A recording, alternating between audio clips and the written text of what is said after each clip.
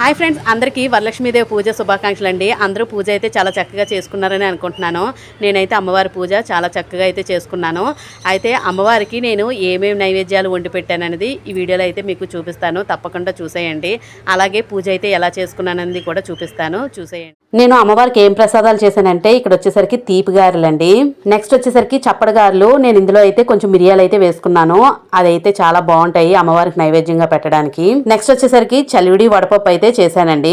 అలాగే అమ్మవారికి ఎంతో ఇష్టమైన కొమ్ము శనగలండి, కొమ్ము శనగలు నానబెట్టి అయితే ఇలాగా అమ్మవారికి అయితే పెడతారు. నెక్స్ట్ వచ్చేసరికి కంపల్సరిగా పెట్టవలసింది పులగం. ఇలాగా పెసరపప్పు అన్నం పసుపు వేసి పెడతారు. ఇది వచ్చేసరికి కొమ్ము శనగలు తాలింపు అయితే వేశాను. నెక్స్ట్ వచ్చేసరికి బూర్లు అయితే చేశాను. ఈ బూర్లు శనగపప్పు అడతో అయితే చేసింది, పెసలు కాదండి. కొంతమంది ఆయి బూర్లు చేసుకుంటారు, అలాగే పెసల బూర్లు కూడా చేసుకుంటారు. ఇవైతే శనగపప్పు బూర్లు. నెక్స్ట్ వచ్చేసరికి పరవన్నం అయితే వండాను. ఈ పరవన్నం బెల్లం పరవన్నం, పంచదార అయితే వేయలేదు. నెక్స్ట్ వచ్చేసరికి చింతపండు పులిహార అయితే చేసుకున్నాను. చూసారు కదండి, ఈ నైవేద్యాలన్నీ వండడానికి అయితే నాకు ఎర్లీ మార్నింగ్ 4 కి అయితే లేచి ఇవన్నీ నైవేద్యాలు అయితే వండాను. నెక్స్ట్ వచ్చేసరికి అమ్మవారికి ఎంతో ఇష్టమైన పాలకోవా ప్రసాదం అండి.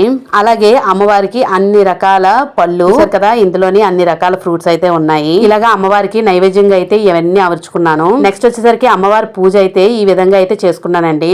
మీరు అనుకోవచ్చు కలసం పెట్టలేదేంటి అని. మేమైతే కలసం పెట్టమండి, ఎందుకంటే మా అత్తగారు మొదటి నుంచి కలసం అయితే పెట్టలేదు. ఏదైనా అత్తగారిని అయితే ఫాలో అవ్వాలి కదా, అత్తగారు ఏం చేస్తే అయ్యే చెయ్యాలి పూజలు. నేనైతే అదే ఫాలో అవుతానండి. చూసారు కదా, అమ్మవారికి అయితే చీరది పెట్టి గాజులు అలాగే మనకు తోచినంత బంగారం ఇలా నైవేద్యం అయితే ప్రసాదం పెట్టి అమ్మవారిని అయితే పూజించుకున్నాను. మీరు ఎలా చేసుకున్నారు, ఏ నైవేద్యాలు పెట్టారంటే కామెంట్ సెక్షన్ లో పెట్టండి. అందరికీ వరలక్ష్మీదేవి పూజ శుభాకాంక్షలు.